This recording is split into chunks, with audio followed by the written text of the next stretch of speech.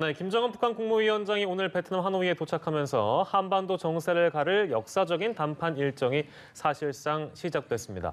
도널드 트럼프 미국 대통령도 오늘 밤에 전용기 편으로 하노이에 발을 디딜 예정이어서 2차 북미 회담이 본격적인 카운트다운에 돌입했습니다. 네, 자세한 내용 문성목 한국국가전략연구원 통일전략센터장, 임성준 전 청와대 외교안보 수석과 함께 짚어보도록 하겠습니다. 어서 오십시오. 어서 오세요. 안녕하세요. 네, 분위기가 점점 무르익고 있는 모습을 저희가 현지 취재 기자들의 모습을 통해서 좀 앞서서 좀 알 수 있었는데요.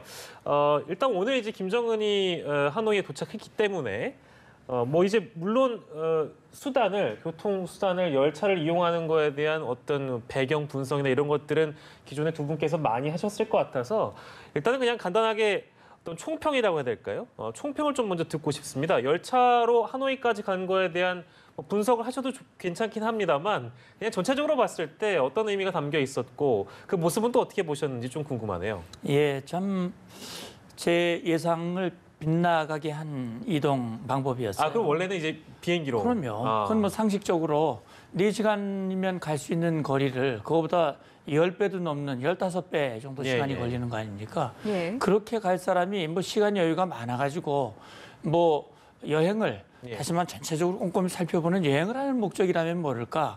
그렇지 않다면 그 많은 시간을 들여서 열차로 이동하리라고는 생각을 못했거든요, 상식적으로. 그런데 그렇게 할 수밖에 없는 사정이 뭐였을까? 제가 볼 땐 가장 큰 요인은 안전이었다고 생각을 합니다. 경호에 대한 부분. 경호라기보다는 어쨌든 지금 이동수단, 김정은 전용기라고 알려져 있는 참매, 그 전용기는 뭐 이미 60년대에 만들어진 것이고 물론 10,000km라고 하는 항속거리가 있긴 하지만 안전을 담보할 수 없다고 하는 것, 그것이 결국 싱가포르 갈 때도 중국 비행기를 빌려 탔고 이번에 또 다시 중국 비행기를 빌려 타는 것은 여러 가지로 제한되는 측면이 많고 그렇다면 그래도 시간은 많이 걸리지만 가장 안전한 것이 열차가 아닐까라는 것인데 김정은 위원장은 안전했을지 모르지만 13억의 중국 이 국민들은 그 불편을 굉장히 감수를 많이 해야 됐고요. 그래서 어쨌든 그럼에도 불구하고 이제 두 번째 트럼프 대통령과 김정은 위원장 간의 만남이 이제 초읽기를 하고 있는데 가장 중요한 것은 뭐 어떻게 이동을 하고 어떻게 만나고 뭐 이벤트가 어떻고 그것보다도 결국 28일 발표될 하노이 선언에 정말 김정은 위원장이 입버릇같이 얘기했던 비핵화를 행동으로 보여주는 입증하는 결과가 들어가느냐 그렇지 않느냐 하는 것이 가장 중요한 사안이라고 봅니다. 네, 역시 뭐 결과가 중요하겠죠. 우리 임성준 전 수석께도 마찬가지로 같은 질문 드리겠습니다. 어떻게 보셨어요? 네, 뭐 우리 문성목 센터장 잘 설명을 하셨는데 저도 뭐 그 대통령을 모시고 정말 그 심각한 그런 의제를 가진 정상회담에 여러 번 참석을 했습니다마는 그렇게 기차를 타고 며칠간이나 저렇게 가면서 사실은 뭐 기차가 아무리 편하다 하더라도 며칠간을 그냥 덜컹거리면서 뭐 그 한 60km, 70km밖에 안 나는 기차를 타고 가면 피곤하거든요.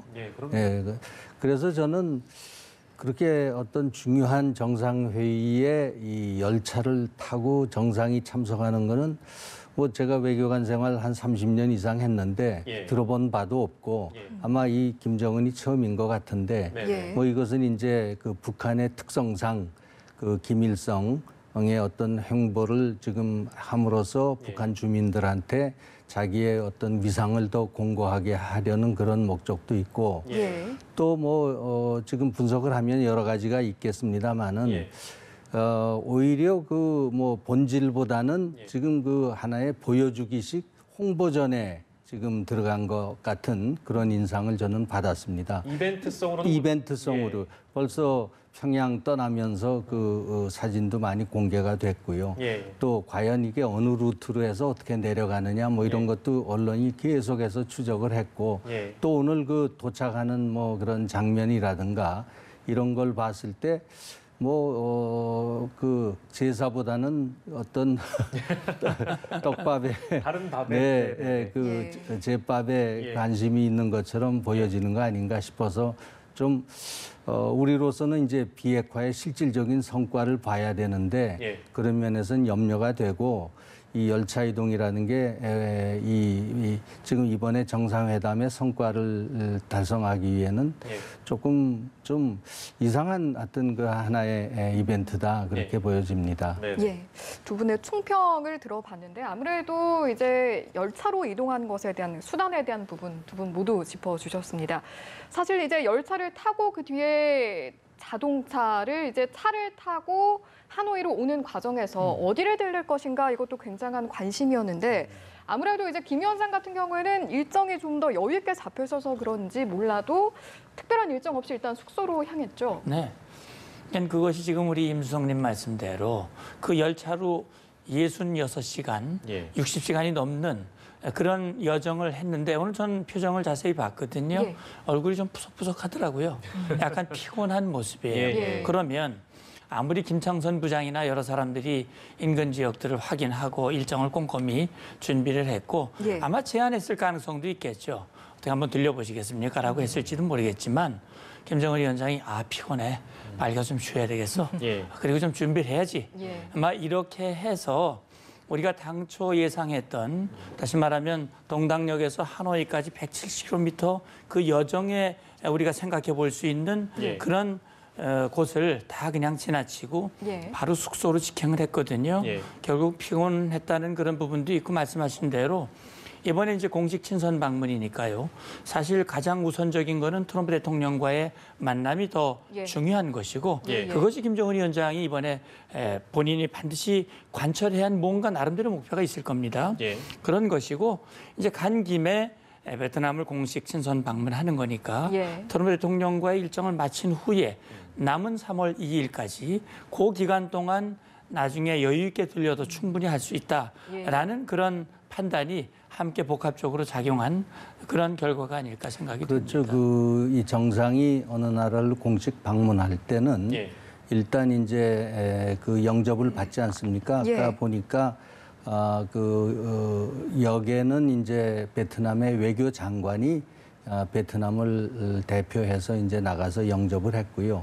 그 다음에 이제 그 김정은 위원장을 공식적으로 이제 상대하는 그 하나의 카운터파트는 주석 아니겠습니까? 그분이 지금 어디 해외에 순방을 하고 오후 4시에나 아마 도착을 한다고 아까 보도가 나오더라고요. 그래서 어떤 그 도착했을 때 주석과의 어떤 상견례를 하기 전에는 그렇게 이제 어떤 공식 활동이 뭐 방문이라 하더라도 안 하는 것이 이제 관례고요.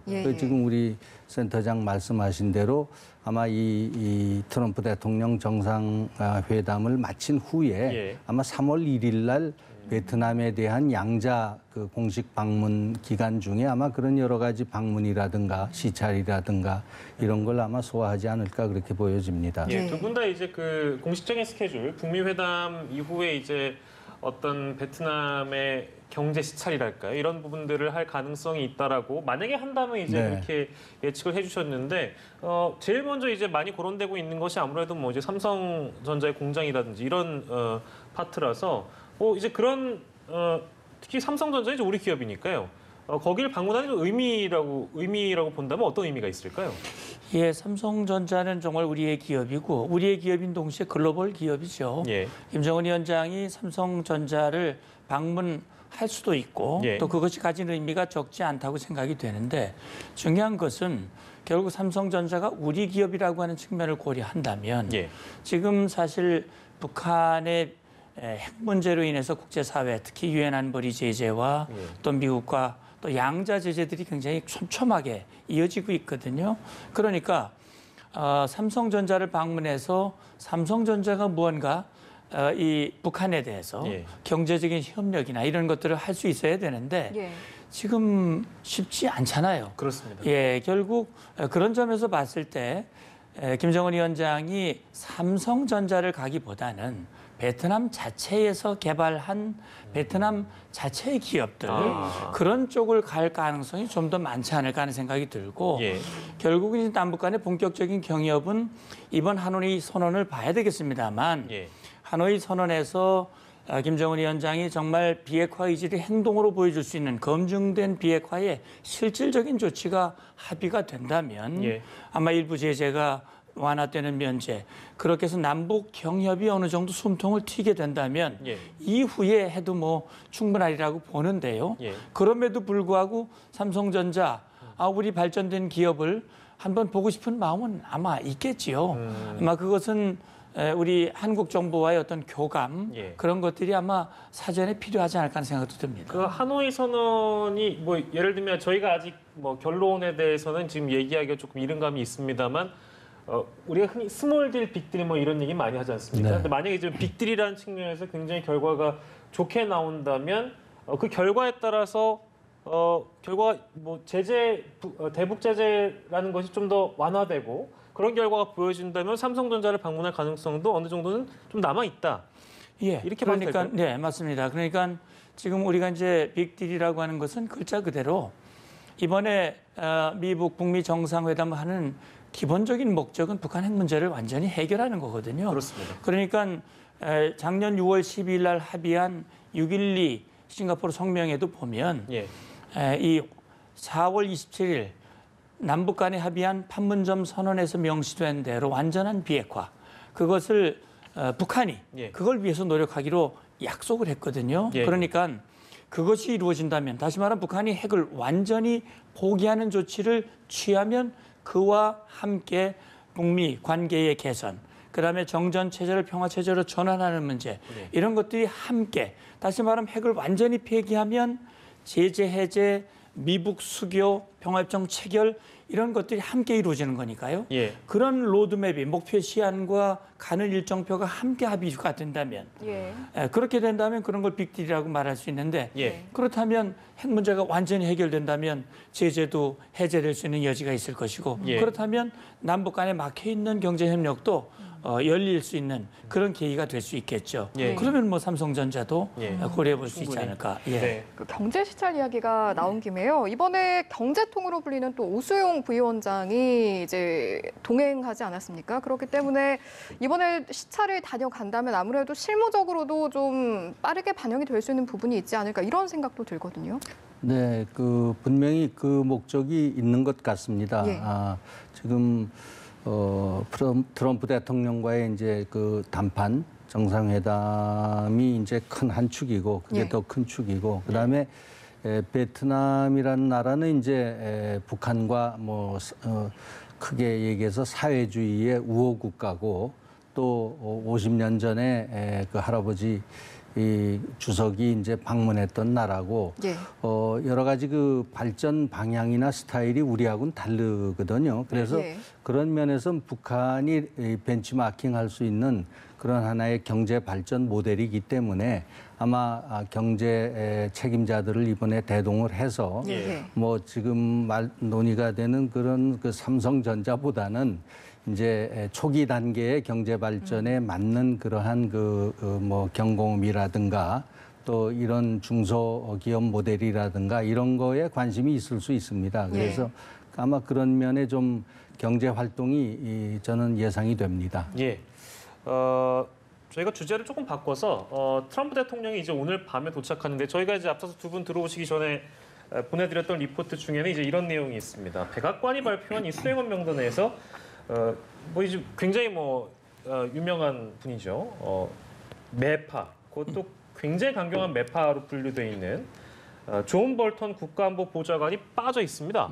이거 어떤 이유라고 봐야 될까요? 수행원 명단에 빠지기에 앞서서 지난 주말에 한국을 방문해서 그렇습니다. 부산에서 우리 정의용 실장과 또 일본의 관련 담당자와 3자가 만나기로 보도가 됐었는데 네네. 취소가 됐거든요. 예, 예. 이제 공식 그 이유는 베네수엘라 사태와 연관이 있다라고 얘기를 하고 있는데 예. 역시 이번에 볼턴이 빠진 이유가 그 연장선일는지는 지금 정확하지는 않습니다. 예. 결국 지금 트럼프 대통령이 오고 폼페이오 장관이 지금 오게 되는 거거든요. 네네네. 그런 상황에서 볼턴까지 같이 비우기가 예. 베네수엘라 사태가 생각보다 만만치 않다라고 예. 하는 판단이 있을 수는 있습니다. 네. 그리고 이제 또 한 가지 생각해 볼 수 있는 것은 볼턴 하면 뭐 미국 내에서도 전문가 중에 가장 북한에 대해서 강경론자, 네네. 특히 뭐 리비아 모델을 예. 이 주창을 했고 특히 볼턴의 그 언급 때문에 작년에 한번 이 6.12 정상회담 한번 휘청한 적이 있었죠. 북한이 예, 예. 반발하면서. 네. 그래서 볼턴에 대해서는 뭐 김정은도 굉장히 좋아하지 않을 거예요. 그래서 미측이 김정은 위원장을 뭐 염두에 두고 배려하는 차원에서 볼턴을 제외했다라고 해석하는 사람이 있을지 모르겠습니다만 그럴 것 같지는 않고요. 예. 아마 지금 현재 그동안 이 북미 간에 이루어진 이런 핵 협상이 주로 폼페이오 장관과 스티브 비건 이런 라인에서 쭉 준비를 해왔기 때문에 아마 볼턴은 지금 뭔가 다른 일에 집중해야 할 그런 필요 그런 것들이 아마 주요인이 아닐까 생각이 되는데 수석님 생각은 어떠신지 모르겠습니다. 네, 뭐 그대로인 것 같고요. 저도. 네. 근데 하여튼 이례적인 것은 이례적입니다. 그 대통령이 외교 안보 어떤 담판을 위해서 그 정상 방문을 하는데 외교 안보 보좌관이 빠진다는 것은 뭐 상당히 이례적인 일인데 지금 말씀하신 대로 이 북한과의 그 핵 협상의 어떤 그 모든 진행 상황은 지금 폼페이오 책임 하에 그 비건이 실무 책임을 지고서 지금 가기 때문에 굳이 이 볼턴이 지금 거기에 빠져 있어도 어떤 그 이번에 어떤 그 큰 그림을 그리거나 합의를 보는데 아마 지장은 없다 이렇게 판단을 했을 겁니다. 그런 가운데 이제 베네수엘라 사태가 지금 좀 불거지고 있고 하니까 아마 오지 못한 그런 사정이 일이라고 생각이 듭니다. 아무래도 일단은 아직까지는 또 검토 단계니까요. 북미 회담의 결과가 좀 잘 나와야 또 그 가능성이 더 높아지겠죠. 그럼요. 최근에 트럼프 대통령과 문재인 대통령이 전화 통화를 직접 했지 않습니까? 그 과정에서 이제 트럼프 대통령이 회담이 끝나면 바로 문 대통령에게 설명을 해주겠다라는 얘기를 했거든요. 아직은 뭐 회담 결과가 나오지 않았기 때문에 알 수는 없지만 그 통화 과정에서 문 대통령은 상응 조치와 관련해서 한국이 해야 할 역할이 있다면 적극적으로 하겠다. 우리를 좀 적극 활용해달라라는 그런 얘기를 했단 말이죠. 만약에 이번 하노이 선언에서 그것이 정식으로 선언문에 포함이 될지 아니면 이면 합의가 될지 정확히 알 수는 없지만 한국의 역할이 구체적으로 필요한 상황이 된다면 그렇다면 전화를 통해서 회담 결과를 설명 듣는 것보다는 문 대통령이 직접 워싱턴으로 날아가서 거기서 직접 트럼프 대통령과 회담 결과를 더 자세히 듣고 한국의 역할에 대해서 논의하는 아마 그런 기회가 필요할지도 모르겠습니다. 아마 그런 차원에서 지금 청와대에 언급이 있지 않을까 하는 생각이 듭니다. 제가 좀 너무 단순하게 이걸 접근하고 있는지 모르겠습니다만 그제였죠? 그제 이제 그 청와대 김의겸 대변인이 북미 정상회담을 앞둔 이 시점에 종전선언 가능성이 있다 이런 식으로 우리 한국의 청와대 대변인이 이것을 공식적으로 말할 정도라면 어느 정도 미국과의 조율이랄까요? 이런 것도 있었다는 측면이 감지가 될 수 있는데 게다가 지금 또 이 리포트를 보면 회담 이후에 대통령께서 미국에 가거나 혹은 뭐 트럼프 대통령과 어느 시점에 만날 수 있다는 얘기를 하는 거 보면 상당 부분 북미 간에 나눴던 어떤 교감이라든지 이런 것들을 이미 청와대에서 다 알고 있는 것처럼 받아들여질 수도 있거든요. 일각에서 뭐 이런 분석도 합니다만 그건 어떻게 보시는지요? 네, 지금 제가 워싱턴에서 좀 받아보는 어떤 정보에 의하면은 지금 이번에 지금 제2차 북미 정상회담의 핵심은 그러니까 북한이 비핵화를 위해서 어떤 조치를 하고 거기에 미국이 어떤 상응 조치를 취하느냐 이제 이거 아니겠습니까? 그래서 지금 나오는 바로는 북한으로서는 영변 핵시설을 뭐 폐쇄할 것이다. 거기에 플러스 알파로 그게 뭐 여타 지역에 이제 그 핵시설까지 뭐 들어가는지 혹은 그 미사일과 핵 지금 생산해 놓은 그런 것의 일부를 뭐 폐기한다든가 하는 이제 알파까지 얘기가 되고 있고요. 예. 여기에 이제 대해서 상 조치는 무엇을 줄 것인가 예. 그 논의가 지금 워싱턴의 이제 전문가들 사이에도 활발히 논의가 되는데 예. 대개는 두 축입니다. 예. 하나는 아까 우리 문 센터장도 말씀하셨다시피 북한의 경제 발전 숨통을 터주기 위한 지금 경제 제재를 어디까지 어느 정도 풀어줄 수 있느냐. 네. 예. 그거와 다른 한 축은 예. 북한의 안전 보장을 이제 해줄 수 있는 예. 종전 선언을 이제 어떻게 형식으로 해주느냐. 예. 그 두 가지가 지금 이제 왔다 갔다 합니다. 예. 어떤 전문가들은 그 종전 선언이 이게 뭐 돈이 안 든다 오히려 예. 그 경제 제재를 풀면은 그게 경제적인 실질적인 혜택이 가니까 예. 이것을 푸는 것은 적절치 않다. 이건 마지막까지 지켜가야 된다 하는 이제 논의가 지금 예. 벌어지고 있는데 예. 그런 면에서 그 트럼프 대통령도 얘기를 늘 했습니다. 내가 한국 전쟁을 종전시키는 대통령이 되겠다. 예. 이런 그분은 이제 이러한 그 어떤 과시적인 그런 그 자기의 업적을 남기기 위한 그런 뭐 얘기를 늘 하고 있고 예. 요 얘기가 얼마 전에 폼페이오 국무장관이 이 CNN과 그 인터뷰를 할 때 질문이 예. 나왔습니다. 예, 예. 그랬더니 그 거기엔 답변을 못 하겠다 하고 지금 진화는 갔거든요. 예. 그래서 이제 어떤 형식으로 종전 선언이 될까 하는데 그때 마침 이제 우리 청와대에서 그 얘기가 나왔기 때문에 네 그래서 그 워싱턴의 전문가들이 종전 선언은 뭐 이건 뭐 정치적인 하나의 선언이기 때문에 예. 뭐 해줘도 뭐 무방하다. 예. 이제 그래서 과연 어떤 식으로 이것이 이제 최종적으로 조정이 되려는지 예. 지금 좀 지켜봐야 되겠습니다만은 예. 뭐 종전선언 나와도 저는 이상하다고 생각이 안 듭니다. 그런 흐름대로라면 아직 이제 우리 문 센터장께서 아까 얘기 들으시면서 살짝 웃으시는 것 같아서 그 종전선언 얘기를 이제 그 수석님께서 해주셨으니까 저희가 한 어차피 2부에 또 따로 모셔야 되니까요. 이제 의제에 대한 부분이나 이런 부분은 이따 또 말씀 나누기로 하고 종전선언에 대한 부분만 마찬가지로 가능성은 충분히 열려 있다고 보세요. 네, 그러니까 뭐 지금 아까 앵커께서 말씀하신 대로 예. 지금 우리 청와대 김의겸 대변인이 아무 근거 없는 이야기를 그렇게 하지는 않았을 거예요. 예. 지금 한미 간에는 비건도 한국에 와서 계속 논의를 했고 예.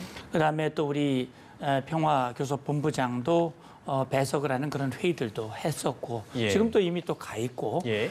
현재 미 북간에 논의되고 있는 사항들을 우리 한국 정부가 계속 모니터하고 듣고 있다라고 일단 봐야 될 것 같아요. 예. 그러니까 지금 현재 6.12 성명에 대한 후속 조치를 지금 이번 회담에서 논의하고 있는 거란 말이죠. 예. 하노이 선언은 6.12 성명의 각 조항별로 구체적으로 어떤 조치를 취할 것인가가 들어갈 거예요. 예. 12개라는 게 그 얘기 아닙니까? 예. 4개 조항에 각각 3개, 3개씩 들어갈지 아니면 뭐 각각 몇 개가 들어가서 12개의 의제를 놓고 서로 논의를 하고 있는데 예. 그중에 하나가 종전선언이 될 수 있는 거죠. 예. 말하자면 지금 2조에 해당되는 게 한반도 평화체제입니다. 예. 평화체제로 가기 위해서 첫 단계로 종전을 선언하는데 예.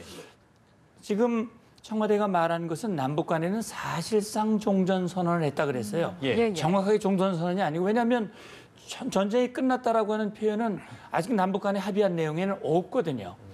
그러니까 남북 간의 4.27 선언, 9.19 성명, 9.19 군사합의를 통해서 사실상 종전을 선언한 것이다. 예. 따라서 미북 간에도 전쟁이 끝났다라고 하는 표현이 들어가지 않더라도 예. 미국이 북한을 공격하지 않겠다. 예. 재래식 무기든 핵무기든 무엇이든 북한을 공격하지 않겠다라고 하는 불가침 그런 선언, 예. 평화 선언을 하면 그것이 종전 선언이나 다름없다. 예. 그렇게 되는 것에 대해서 우리는 형식이나 당사자나 이런 거에 대해서 예. 구애받지 않겠다. 예. 그러면 북한의 비핵화를 유도하는 그런 동인이 될 것이다라는 평가를 내린 거로 저는 이해를 하고 있거든요. 예. 그래서 적어도 이번 하노이 선언에는 예. 그런 유사한 표현들이 북한이 어느 정도의 비핵화를 수용하는지는 예. 알 수는 없지만 예. 거기에 따라서 나머지 조항에 담겨질 수위도 예. 아마 정해질 것으로 봅니다. 그 법적으로 보면은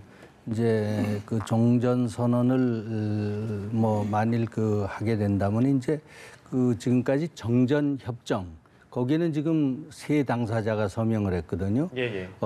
이제 북한 군 총사령관하고 미군 연합군 그러니까 유엔군 총사령관하고 중국 그 사령관이 이제 했는데 그러니까 3자죠. 근데 그렇지만 엄연히 우리는 당사자가 될 수 있습니다. 우리는 유엔군의 일원으로 미국과 같이 참전을 했기 때문에 그래서 우리도 뭐 법적인 그런 그 당사자가 되는데 뭐 법학자들도 거기에 대해서는 이의를 달지 않는데 이제 그럼에도 불구하고 작년까지만 해도 이 종전 선언은 우리로서는 3자 또는 4자를 생각했습니다. 그래서 작년 그 싱가포르 회담 때 우리 문재인 대통령이 과연 거기까지 가셔서 3자 간에 혹은 뭐 시진핑까지 해서 4자 간에 되느냐 했는데 이제 그건 뭐 그렇게 실현이 되지 않았고요. 또 그렇게까지 그것을 종전선언을 뭐 격상시켜서 할 필요까지는 없어도 더 중요한 것은 지금 말씀하신 대로 평화협정, 평화체제를 가기 위한 그러한 이제 그 하나의 그 체제를 갖추는 것이 중요하기 때문에 이번에 뭐 쉽게 미국 간의 종전 선언을 하고 바로 평화협정을 체결하기 위한 평화체제의 어떤 그 포매트를 만드는 것이 더 중요하다고 볼 수 있죠. 평화협정의 그러니까 대상은 이제 그 이제 종전선언 얘기에 이어서 결국에는 이제 평화협정에 다자가 참여하는데 그 다자가 이제 4자냐, 예를 들면 또 이제 6자냐 이런 얘기도 지금 저희가 해야 돼서요. 일부 말씀은 이제 여기서 줄이고 저희가 2부에 요 말씀을 더 이어서 하도록 하겠습니다. 두 분 말씀 여기까지 듣고 잠시 뒤에 다시 모시도록 하겠습니다. 고맙습니다. 수고하셨습니다.